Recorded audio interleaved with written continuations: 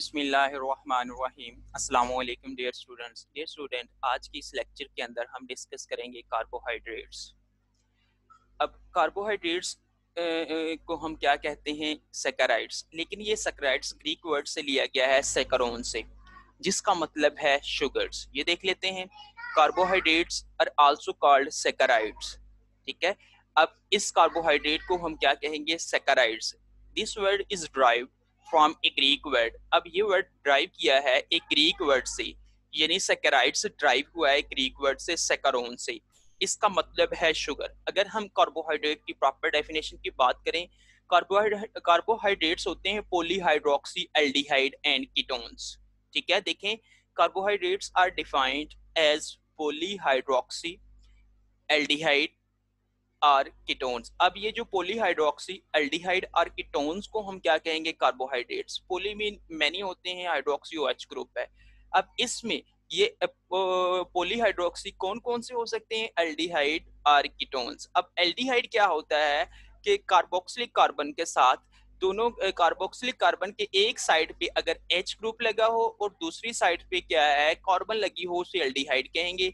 अगर वही carboxylic carbon के दोनों साइड्स पे क्या लगी हो, कार्बन लगी हो, तो उसे क्या कहेंगे? कीटोन्स। ठीक है, इसी तरह हम कह सकते हैं कि पॉलीहाइड्रोक्सी एल्डिहाइड और कीटोन्स को क्या कहेंगे? कार्बोहाइड्रेट्स। लेकिन इस कार्बोहाइड्रेट का मीनिंग क्या है? शुगर। अब अगर देख लेते हैं कि अदर इसकी definition, complex substances which on hydrolysis yield polyhydroxy aldehyde or ketone sub units. अब कम्प्लेक्स सब्सटेंस है, अब उस कम्प्लेक्स सब्सटेंस ने in the presence of water hydrolyse होना है। ठीक है, यानी कम्प्लेक्स सब्सटेंस ने in the presence of water उसकी ब्रेक डाउन होगी, तो यील्ड जो बनेगी वो यील्ड क्या होगी? Polyhydroxy aldehyde or ketones. अगर हम बात कर लेते हैं कि ये जो हाइड्रोलाइसिस क्या है, हाइड्रोलाइसिस होता है कि कम्प्लेक्स सब्सटेंस यानी मैक्रो मॉलिक्यूल का इन द प्रेजेंस ऑफ वाटर। ठीक है, अब उस माइक्रो मॉलिक्यूल की ब्रेक डाउन होनी है, उसने कन्वर्ट होना है माइक्रो मॉलिक्यूल के अंदर, उसको उसे क्या कहेंगे? हाइड्रोलाइसिस। हाइड्रो मीन होता है वाटर, लाइसिस मीन होता है ब्रेक डाउन। देखिए, hydrolysis involves the break down of large molecules into smaller ones utilizing water molecules. Water molecule को यूटिलाइज करते हुए, ठीक है, लार्ज मॉलिक्यूल को कन्वर्ट करना है स्मॉलर वंस में, उसे क्या कहेंगे? हाइड्रोलाइसिस। अब यही हाइड्रोलाइसिस हम इसकी मौजूदगी के अंदर कम्प्लेक्स सब्सटेंस किस में कन्वर्ट हो रहे हैं? पॉलीहाइड्रोक्सी एल्डिहाइड आर कीटोन में, उसे क्या कहेंगे? कार्बोहाइड्रेट्स। अगर कंपोजिशन की बात कर लेते हैं, कार्बोहाइड्रेट की कंपोजिशन की बात कर लेते हैं, the word carbohydrate literally means hydrated carbon. अब इसका लिटरली मीन्स क्या है? कार्बोहाइड्रेट का हाइड्रेटेड कार्बन, पानी मिला कार्बन। हाइड्रेटेड कार्बन का मीनिंग है पानी मिला कार्बन। अब अगर इसकी कंपोजिशन की बात कर लेते हैं, तो इसमें कार्बन, हाइड्रोजन एंड ऑक्सीजन मौजूद होते हैं।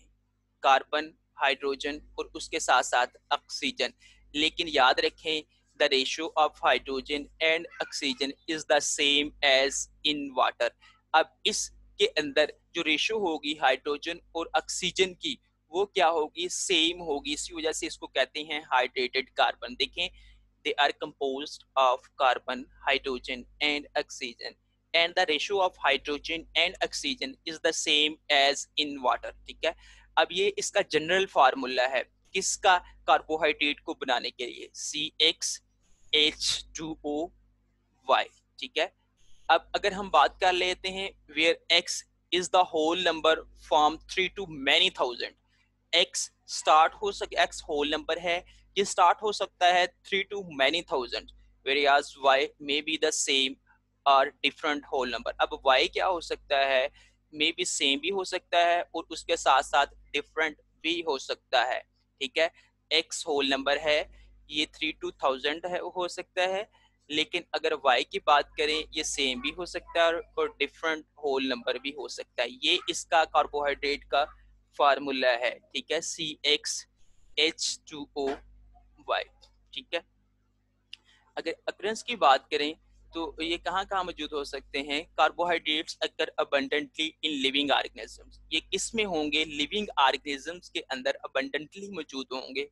दे are found in all organisms and in almost all part of the cell. ये तमाम ऑर्गेनिजम्स में हो सकते हैं और उसके साथ साथ तकरीबन तमाम पार्ट ऑफ द सेल्स में हो सकते हैं। सेलुलोज प्रेजेंट, अगर हम बात करें कौन कौन से कार्बोहाइड्रेट कहाँ कहाँ मौजूद है, तो cellulose present in wood, cotton and paper. Cellulose किसके, ये सेलुलोज क्या है? कार्बोहाइड्रेट है।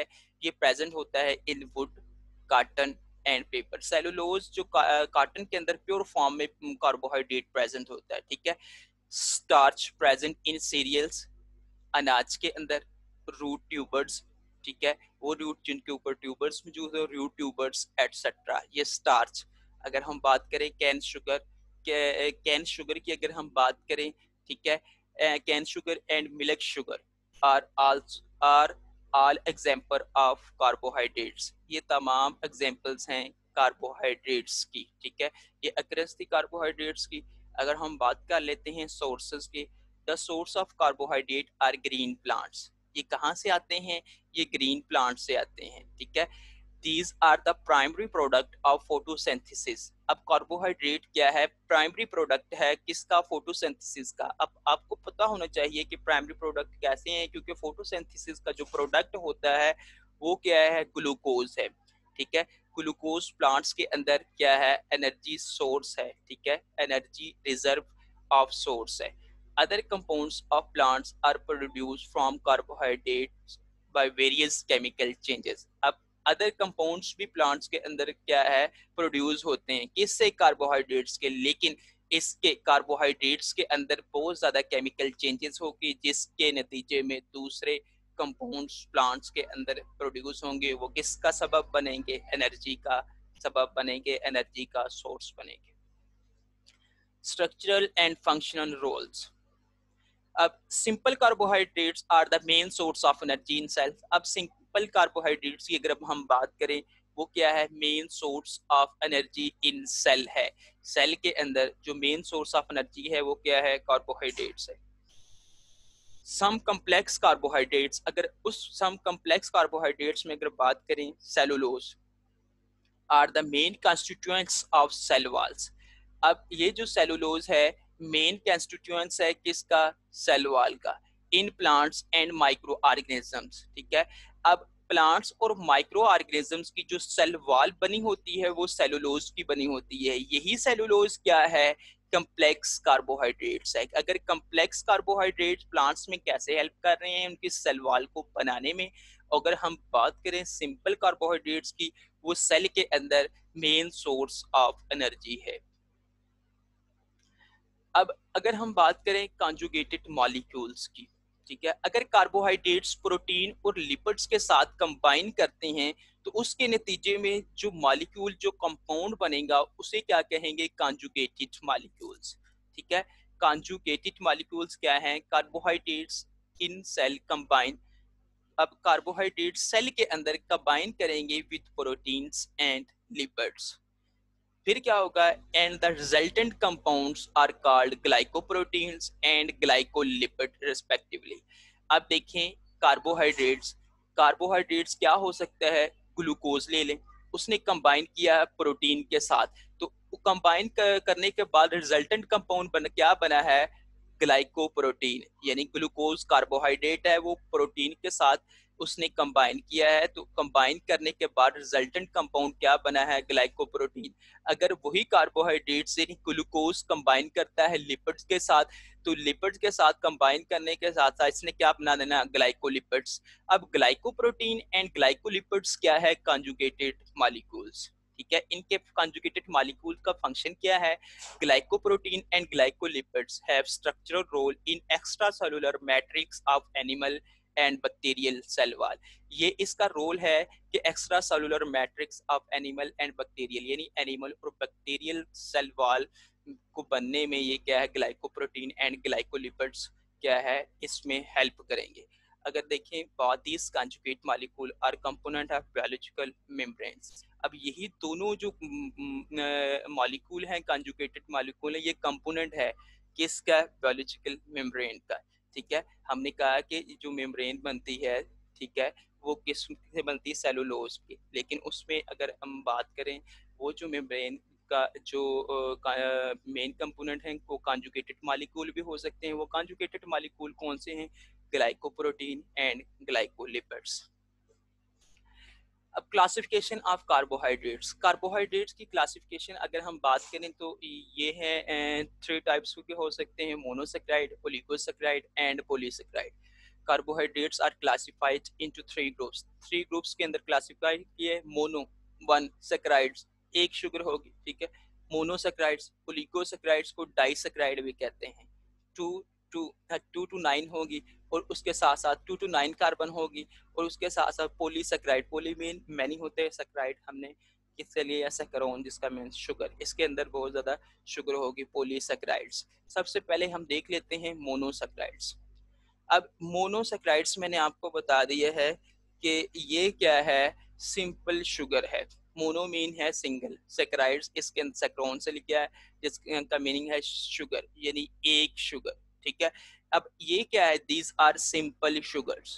ठीक है, दे आर स्वीट। अब इसकी कैरेक्टरिस्टिक की बात करें, they are sweet in taste, are easily soluble in water. Sweet in taste होगी और इजीली सॉल्युबल होगी किसके अंदर? वाटर के अंदर। And can not be hydrolyse into simpler sugar. Simple sugar है, लेकिन ये दोबारा क्या है? हाइड्रोलाइज नहीं होगी किसमें? एंड अदर सिंपल शुगर के अंदर। Chemically they are either polyhydroxy aldehyde or ketone. अब ये जो केमिकली क्या हो सकती है? पॉलीहाइड्रोक्सी एल्डिहाइड भी हो सकती है और कीटोन भी हो सकती है। All carbon atoms in A monosaccharide. अब इस मोनोसेक्राइड के अंदर तमाम कार्बन एटम होंगे एक्सेप्ट वन, लेकिन एक के, वो क्या होगा? Have a hydroxyl group. एक हाइड्रोक्सिल ग्रुप होगा, ठीक है, एक कार्बन के साथ। बाकी तमाम कार्बन इसके अंदर बाकी तमाम क्या होंगी? कार्बन होंगी मोनोसेक्राइड्स के अंदर। The remaining carbon atom is either a part of aldehyde group or keto group. अब the remaining carbon atom is either a part of aldehyde group or keto group. अब शुगर विद एल्डिहाइड ग्रुप उसको क्या कहेंगे? Aldo group. अब कोई भी sugar with keto group उसे क्या कहेंगे?